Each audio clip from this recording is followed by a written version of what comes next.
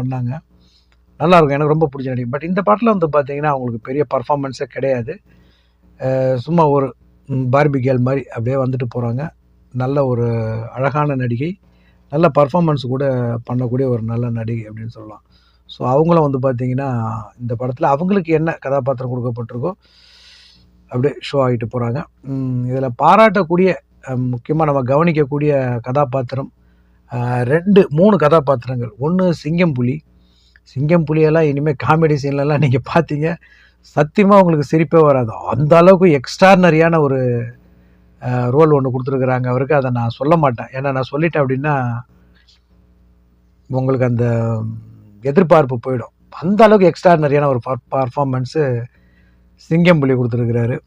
சிங்கம் புலியை வந்து பார்த்தீங்கன்னா பாராட்டணும் நிச்சயமாக. ஏன்னா அவருக்குன்னு ஒரு இமேஜ் இருக்குது. அந்த இமேஜ் இந்த படத்தில் உடைச்சிருக்கிறாங்க.